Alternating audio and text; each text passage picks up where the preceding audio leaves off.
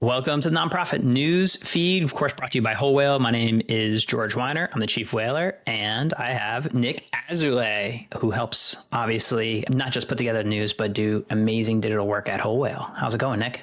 It's going great, George. We're enjoying our second to last week of January, moving into spring, ready for spring after some cold days here in New York. But our first story that I want to bring up is we wrote about a article called Pivot or Ploy. Is CZI, the Chan Zuckerberg Initiative, science shift a sound strategy or just chasing shiny objects? So recent reporting about the change at the Chan Zuckerberg Initiative underscores the potential pitfalls of billionaire-led philanthropy. So CZI announced a shift in focus away from education and community-focused initiatives, even though they're still doing them, to science and technology initiatives, as reported by Entrepreneur and others. The new COO emphasized a, quote, once-in-a-century opportunity to advance science in a way that can change health and medicine for years to come. Of course, this news may come as a disappointment to staff who joined CZI to work on issues like education. But actually, after we released this newsletter, we got some editorial for feedback for people who have a little bit more knowledge than we might have, adding the point that in some ways this could potentially actually be a good thing. Education work is hard. And this person seemed to think that streamlining and focusing on what CZI knows best might actually be sound strategy in the long term. So, George, but this comes in a conversation where we're thinking about the influence of billionaires and people, high net wealth individuals who have kind of pretty supreme influence over the philanthropic center. We talked about last year, Soros's Open Society Foundations. Soros's son has taken over the Open Society Foundations. There's lots of fear about layoffs and downsizing of programs, both among internal Open Society staff as well as grantees. So, George, what do we make of this trend, or essentially just the influence of high net wealth philanthropists in the day-to-day operations of some of these NGOs? Yeah, I hear the, focus on what you're good at, but let's, be clear that for a number of years, we can look back into like 2018 where the CZI basically made over 100 million in grants to education and over 56 million, I think, in Newark area schools, and then attracted that type of thinking, that type of infrastructure, that type of staff, that type of expectation from people seeking those grants, right? You created this entire engine in a certain direction. And yes, in isolation, by all means, double down on what you're good at. In isolation, though, is not where we live. We live in a world where, let's just look back at the past year. Just last week, we were talking about Schmidt Futures changing their, massive direction, with employees quoted in Forbes saying it feels like the company is entirely subject to Eric and Wendy's whims of where they want to deploy their money. Also, recently, we had George Soros' son last year making waves about steep layoffs over at the Open Society Foundation and shifting, how it may be interacting with many small human rights NGOs around the world. And so, in total, I think there is a bit of maybe a shiny object syndrome in general for foundations, large foundations led by billionaires, that will inevitably sort of shift and unfortunately completely change their direction. Why is that a problem? Well, let's say I wanted to sail my boat from one side of the ocean to the other, but halfway through, instead of making my way across the Atlantic Ocean, I decided to, take a detour and start going toward the Bahamas, or maybe I'll take a detour north. And then I come back around and realize, oh, wait, the prevailing wind is pushing me back to shore because there's more opportunity this way. In the end, all you've done is circle your boat in the ocean. Change takes time.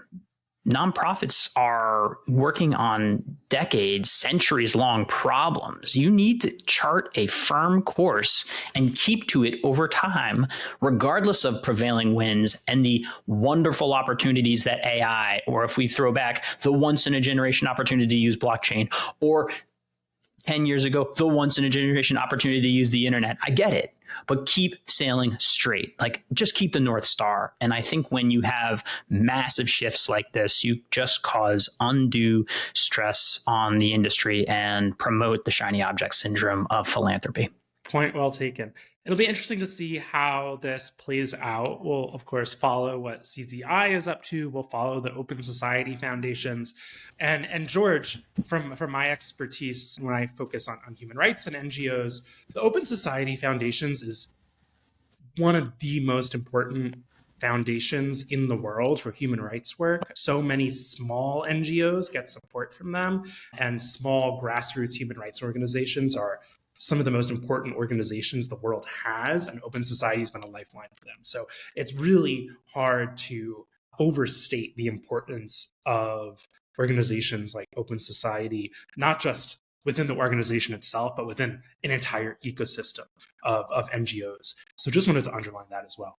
All right, well, I can take us into our next story, George. This one comes from The Guardian, and the title is "The EU Bans Misleading Environmental Claims That Rely on Offsetting." What do we mean by that? So the EU, the European Union, has banned misleading environmental claims that rely on offsetting, requiring products and services to provide proof of their environmental benefits. The new directive, approved by EU lawmakers, mandates the use of approved certification schemes for sustainability labels and prohibits the use of carbon offsetting schemes as evidence. This legislation aims to prevent greenwashing and enable consumers to make informed choices about their purchases. George, pause. What is greenwashing? Oh, what is greenwashing? It is the critique of companies that will buy a whole bunch of ads to talk about a very, very small program that they're running that maybe promotes environmental best practices or sustainability. Ironically, if you look at the ad budget associated with promoting the good works they do, more times than not, the ad budget exceeds the amount invested in the actual program. And so this idea of greenwashing, I think, is something that the EU has caught on to. And I think there is a lot to be done with the labels, right? That consumer packaged goods and, B2C, business to consumer organizations use to basically give the veil of sustainability, of doing the right thing. And it has to be cracked down on for sure. And what I'm hoping, and I put this in here, is just like, pay attention to these labels, because there are a lot of labels that don't mean anything, but seem to say like organic. A little bit around a decade ago, there was controversy around Energy Star, right? Which, yes, is a government rated thing, but also there was essentially just like a checklist that people were just kind of going through and be like, look, we're Energy Star. And like, oh, good. That means we're what? What does that actually mean for the consumer? And the rise of ESG stocks that and buckets of equities, which would happily have you drilling oil because it's ESG rated. And you're like, well, wait a minute, how is that helping the environment? Like, well, we came up with a dynamic rating system that lets us, move points around. And you're like, greater scrutiny on labels for transparency will help consumers make decisions that are aligned with their beliefs. Yeah, George, I agree with that. Also, it seems that the legislation is particularly targeting carbon offsetting. And that is the idea that if you do XYZ bad thing to the environment, you can plant XYZ number of trees and you're net neutral. And just a couple of weeks ago, we heard about the guy who planted 1 million trees saying, actually, we need more sustainable solutions other than planting trees. So yeah, we're not planting our way out of the problem. Trees can do but so much for us. All right, George, this one comes from the New York Post, which you're a New Yorker is funny to you. And this is NYC and a nonprofit team up to wipe $2 billion in medical debt from 500,000 New Yorkers in, quote, life-changing move. Again, $2 billion in medical debt from 500,000 New Yorkers. So this one comes from a longtime favorite organization of yours, George. I know you're very passionate about it. RIP Medical Debt, which have wiped out $2 billion in medical debt for 500,000 New York residents, providing relief with those with medical debt that is 5% or more of their annual household income. And the city will invest $18 million in the next 3 years to work with the New York-based nonprofit, making it the largest municipal initiative of its kind The program is set to start in early 2024 and will run for 3 years with no application process required for eligible residents. George, we've talked about the almost magic of this organization, RIP, medical debt, the process of buying up people's medical debt, which they can do with insane efficiency, helping people out of one of the most tragic problems we face in American political and social life, which is indebtedness due to medical reasons. George, what's your take on this? I absolutely love this, tri-sector solution. As a reminder, RIP medical debt is not just sort of like sending out checks. Now, I don't know the nuance of this particular program, but the way that they have traditionally operated is by jumping into the secondary market and buying up this sort of distressed debt that, would otherwise get picked up for, pennies on the dollar by predatory groups that would then push, force, and harm folks that are unable to pay for medical debt, which is the number one reason in our country for declaring bankruptcy, for then going into a terrible credit slide, losing your home, and the things that precipitate from that. I would be hard pressed to find a smarter way of deploying capital in a city for helping at people on the bubble, I'll say, for people on the bubble living paycheck to paycheck than this type of solution. Because the way they traditionally have operated is when you do that, you are like 10xing, 100xing, depending on the price you get on that debt for just wiping it out. Because you're buying this wholesale for people that have fallen into this level of collection, secondary market for debt. Absolutely brilliant. I hope it expands. I hope other cities take note and be like, wait a minute, like, why don't we 10x our support for people that are at the most risk in our city from a broken medical system? And yes, until we can fix that hornet's nest, this is an amazing gap, I think, that can live in the middle. George, I absolutely agree with you. It's incredible stuff. And what you highlighted is that interdisciplinary cooperation between public, private, nonprofit sectors. Yes. There's a lot of sectors here, multi-stakeholder tackling of the problem, which is, for many problems, absolutely vital. So we love to see it. George, this might be a rare positive episode because after this, I can take us right to our feel-good story. Great. This one comes from WNEM in Michigan, and it is about helping homeless with, quote, snuggle sacks.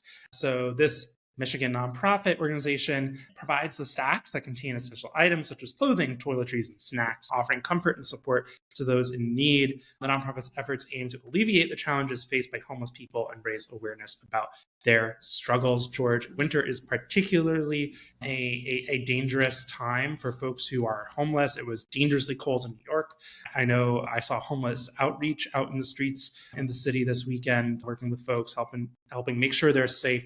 Homeless individuals are among the most vulnerable people in our communities and society. So you love to see a nonprofit reaching out with just some basic supplies. Yeah, I like the focus on what's needed and, bringing attention and care there. Great story. I will quickly make a shout out to Nonprofitist. So Nonprofitist recently went through and did a consultant outlook for 2024. They asked the entire network of over 350 consultants what they thought about, let's say, price increases, AI, how they were growing their business. Interestingly enough, and we shared this in the newsletter, on average, we got a score from 1 being not going to raise prices to 10 going to raise prices. 6.4 was the average likelihood for folks raising prices. Over half were basically saying that they were probably going to need to raise prices in 2024 as small independent consultants in the nonprofit sector. If you want more resources like this from Nonprofitist, I encourage you to check them out. All right, Nick, I do have a question for you because, of course, I have a question for you. Are you prepared? I'm ready. I was born ready. All right. So wait a minute, why are nonprofit elevator pitches so hard to craft? Ooh, why are nonprofit elevator pitches so hard to craft? They have to work on a lot of levels. I see. I see what you did there. Elevators go up and down. I think dad jokes are better when you explain them. All right. They age like fine wine. Do they though? All right, Nick. Thanks, and I'll see you next week. See you, George.